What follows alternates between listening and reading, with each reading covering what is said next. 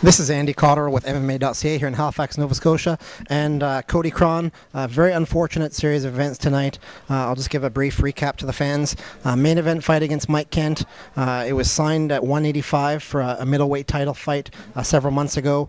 About a month ago, under that, it was decided that Mike Kent could not make weight due to a medical issue, so you agreed upon a 195 catch weight, which meant it was no longer for a title.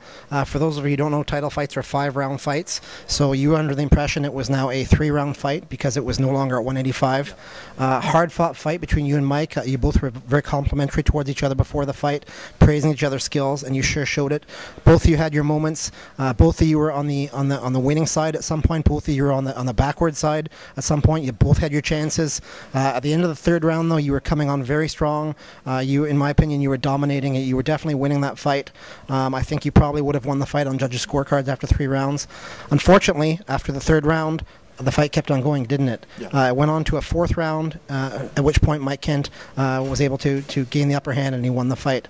So give me your thoughts. I know you're very disappointed right now. What were your thoughts on that whole thing? Well, just like you said, it was a non-title fight. It was agreed on at 195, so same as anywhere else. No one told me that it was going to go 5 rounds. I'm not going to make excuses. I lost fair and square to Mike. He was the better fighter tonight, but I truly thought that it was only a 3-round fight, and I felt that I put everything into that last round to secure the win. And as soon as I heard the 10-second bell, I knew. I knew that I had won that round, and that I just had to keep staying strong on him, and that I put every last ounce that I had into that last round. And then I look up, and first of all, the promoter was in my opponent's corner, and I look over at him and I say, no, 3 rounds, 3 rounds. And he looks and he says, no, main event, 5 rounds. So I gathered. Do you find that's a conflict of interest, having a promoter for the event in the corner of your opponent? Extremely. I'm not saying Mike Kent himself did anything shady there, but to have a promoter in your opponent's corner in the main event like that, I smell a rat. What can I say? You looked across over at Mike Kent after the 3rd round. Was it your impression that he knew that it was going on for 5 rounds? It seemed like he knew that, Like I said, I didn't even bother getting back up. I was so tired. I just laid in the middle of the ring, and I look up, and I could see that his corner guys were prepping him up for a 4th round. So I went over, and like I said, 3 rounds, and I was told by Peter, who's, getting his guy ready, that it was 5. So, I tried to put together for another round, and I put everything I had to in the last 3rd round. So you expressed your opinion to me earlier on that you're very disappointed about your whole time out here in Halifax. You got to spend some time with some friends and stuff, but tell the fans what you think about your whole experience as a fighter coming to a different province. Yeah. Well, first of all, I love Halifax.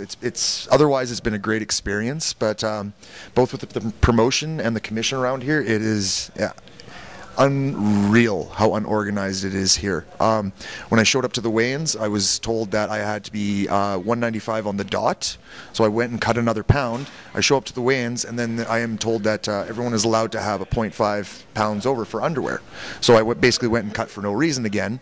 There was no commission people in the dressing room. We had no one watching people gauzing hands or anything like that. I didn't know what time I was fighting. I didn't know where to go to get paid.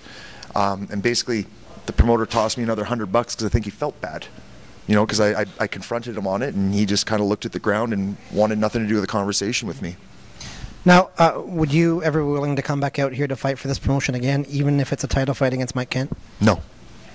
I'm sorry. Like I said, I really enjoyed my time in Halifax here, but honestly, I thought the Calgary Commission 5 years ago was really bad. This takes the cake. This is completely unprofessional. These guys have absolutely no clue what the hell they're doing around here. Well, Cody, I'm sorry it ended up the way it did. I know you had a good effort. You were looking really good in there, especially toward the end of the 3rd round. Had it stopped there, I'm willing to bet you would have won a decision, as long as you had a good commission with good judges. So I'm sorry.